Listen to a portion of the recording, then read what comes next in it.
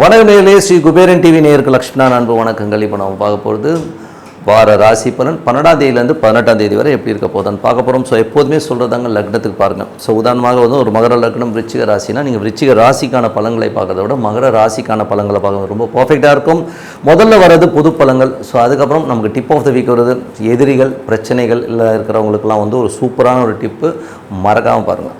சிம்மராசி. ஸோ சிம்மராசிக்கு வந்து பார்த்திங்கன்னா உங்களது ராசியாதிபதி சூரியன் வந்து இப்போ இருக்கிறது 9 பாதகஸ்தானத்தில் இருக்குது. அதுவும் சுக்கரனுடைய சாரத்தில் இருக்கும்போது மாமனார் அப்பா சம்மந்தமான விஷயங்களெல்லாம் வந்து கொஞ்சம் கவனமாக இருக்கணும். ஏன்னா அந்த உறவு முறைகளில் வந்து நமக்கு ஒரு நெருக்கடிகளையும் சின்ன பாதிப்பை உருவாக்கும். என்னங்க சார் லக்னாதிபதி வந்து உச்சமாக போது நல்லா இருக்கும், கமாண்டிக்காக பேசினாலும் அந்த ஒரு உறவு முறையில் வந்து ஒரு சின்ன ஒரு ஆப்பு வைக்கிறதுக்கான வாய்ப்பு இருக்கிறதுனால கொஞ்சம் கவனமாக இருக்கும். ஏன்னா அது போகிற சாரம் வந்து ஸ்கூனுடைய சாரம் வந்து மனைவி வந்து சமயத்தில் வந்து மனைவியால் பேச்சால் நமக்கு வந்து ஒரு அவதூறோ அவச்சொல்ல வர்றதுக்கான வாய்ப்பு இருக்குன்னா கொஞ்சம் கவனமாக இருக்கணும். ஏன்னா சுக்கிரனுங்கிறது வந்து மனைவியை குறிக்கணும்னா கொஞ்சம் கவனமாக இருக்கணும். அதே மாதிரி இளைய சகோதரர் 3ஆம் அதிபதி என்பது அந்த பாவாதிபதியும் பார்த்திங்கன்னா இளைய சகோதர சம்மந்தமான விஷயங்களாலும் நமக்கு ஒரு டென்ஷனோ ஸ்ட்ரெஸ்ஸோ வர்றதுக்கான வாய்ப்பு இருந்தால் தம்பி சமாச்சாரங்களை கொஞ்சம் கவனமாக ஹேண்டில் பண்ணும். ஓகேங்களா, கொஞ்சம் பார்த்துக்குங்க.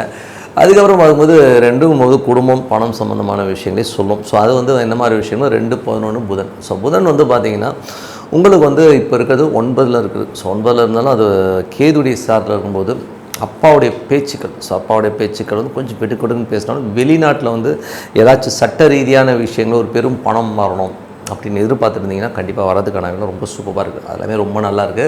அது மட்டும் இல்லாமல் கொஞ்சம் ஏதாச்சும் வந்து இளைய நம்ம அண்ணன்மார்கள் நம்ம மூத்த சகோதர சம்மந்தமான விஷயங்கள் வந்து ஏதாவது லாபம் எதிர்பார்த்தீங்கன்னா அதெல்லாம் கிடைக்கிறதுக்கான ரொம்ப நல்லா இருக்குது. லீகலாக எங்கள் அண்ணனுக்கு எனக்கு வந்து ஒரு கேஸ் நடந்துட்டுருக்குது, அதெல்லாம் கிளியர் ஆகும்னா இந்த டைமில் பேசிட்டிங்கன்னா கொஞ்சம் கிளியராக அதுக்கான ரொம்ப நல்லாயிருக்கு. ஸோ அதெல்லாமே ரொம்ப சூப்பராக இருக்குது.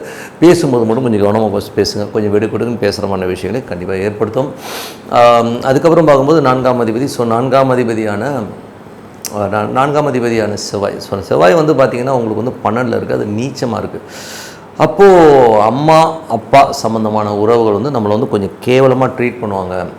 அது எப்படின்னா டேரெக்டாக பேச மாட்டாங்க, பின்னாடி பேசுவாங்க. அது பின்னாடி பேசுகிறது வந்து பார்த்திங்கன்னா நமக்கு ஒரு மன உளைச்சலையோ ஒரு டென்ஷனையோ ஏற்படுத்தும். ஸோ ஐயோ நடாது இப்படி பேசிட்டாங்க நம்ம விஷயங்களே கண்டிப்பாக இருக்கும். கொஞ்சம் கவனமாக இருக்குங்க.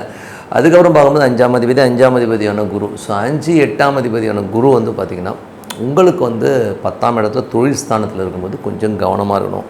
யாராச்சும் வந்து பெருசாக வந்து ஆசை காட்டி நம்மளை வந்து கவுத்து விடுறதுக்கான வாய்ப்பு இருக்கிறனால கொஞ்சம் கவனமாக இருக்கணும். குழந்தைகள் விஷயங்களையும் வந்து அதுக்கு வந்து இப்போ காலேஜ் இதெல்லாம் சேரும்போது 1க்கு 4 வாட்டி கேளுங்க. நிறைய பிள்ளைங்களுக்கு வந்து அந்த ஒரு கிளாரிட்டியே இல்லாமல் நான் அதை தான் படிப்பேன் இதை தான் படிப்பேன்னு இழுத்து விட்டுட்டு நம்மளை வம்பளை மாட்ட விட்டு அப்புறம் காசு வந்து விரயமாகிறதுக்கான வாய்ப்பு ரொம்ப கவனமாக இருக்கும். இது வந்து அதில் என்னென்னா அந்த குழந்தைகள் ஸ்தானம் வந்து பரிவர்த்தனையில் வந்து 8ல் போகுது.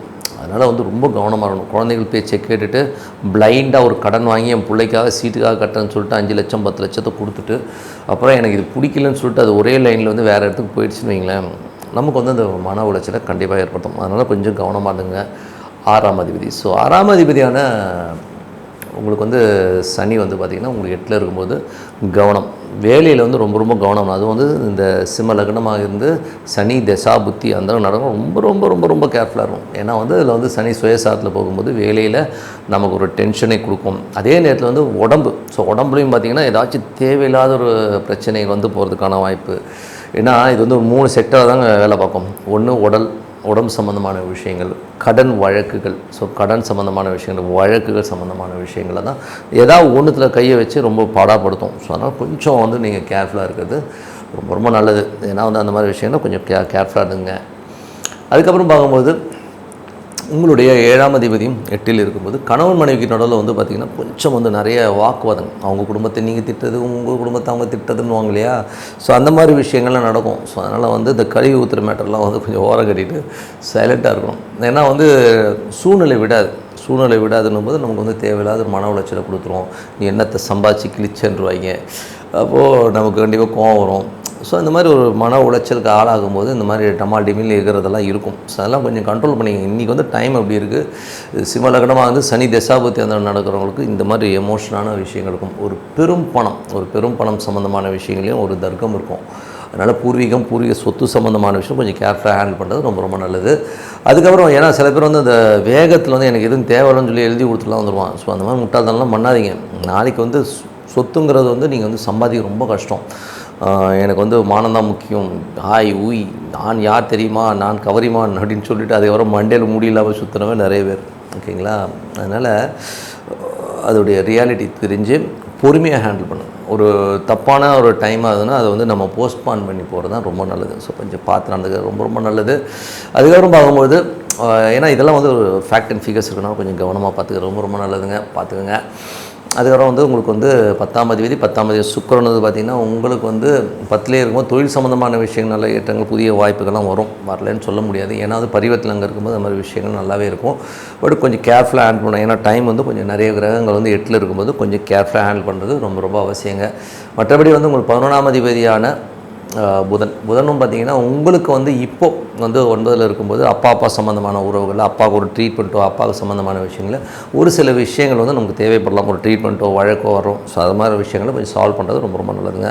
மற்றபடி என்னங்க இந்த ப்ளஸ் அண்ட் மைனஸஸ் என்ன இருக்கிறத அப்ளை பண்ணி பாருங்கள். அப்ளை பண்ணி பார்க்கும்போது பர்ஃபெக்டாக அது வந்து வரும். அதை வந்து தகுந்த மாதிரி வந்து நம்ம ஹேண்டில் பண்ணுறது பார்த்துக்கணும். இப்போ பார்க்க போது tip of the week. So tip of the வீக்கில் இப்போ நம்ம பார்க்க போகிற விஷயம் என்னென்னா எதிரிகளுக்கு எண்டு கார்டு அப்படிங்கிறத பற்றி தான் பேச போகிறோம். ஸோ என்ன பண்ணலாம்? ஸோ எதிரிகள்ங்கிறது வந்து நம்ம வாழ்க்கையில் வந்து தவிர்க்கவே முடியாது.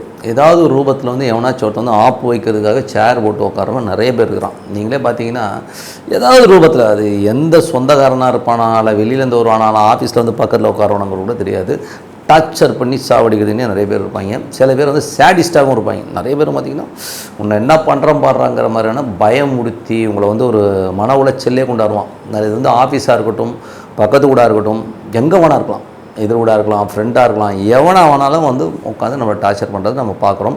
சில நேரங்களில் உறவு முறைகள்லையும் இருக்கும். ஸோ உறவு முறைகள்லையும் பார்த்திங்கன்னா ஒரு மாமியாராக இருக்கும், அம்மா வரும், பெத்த அம்மாவுக்கும் பொண்ணுக்குமே அந்த மாதிரி விஷயங்களும் நிறைய நடக்குது நீங்கள் பார்த்தீங்கன்னா. ஸோ அந்த மாதிரி உறவு முறைகளையும் வந்து நிறைய டார்ச்சர் பண்ணுறவங்க நம்மளை வந்து எப்படா இதை விட்டு வெளியில் வருவோம், இப்படி பயமுடுத்தி என்னை டென்ஷனும் டார்ச்சரும் பண்ணிகிட்டு இருக்காங்களேன்னு சொல்கிறவங்களுக்கு தான் இந்த டிப்பு.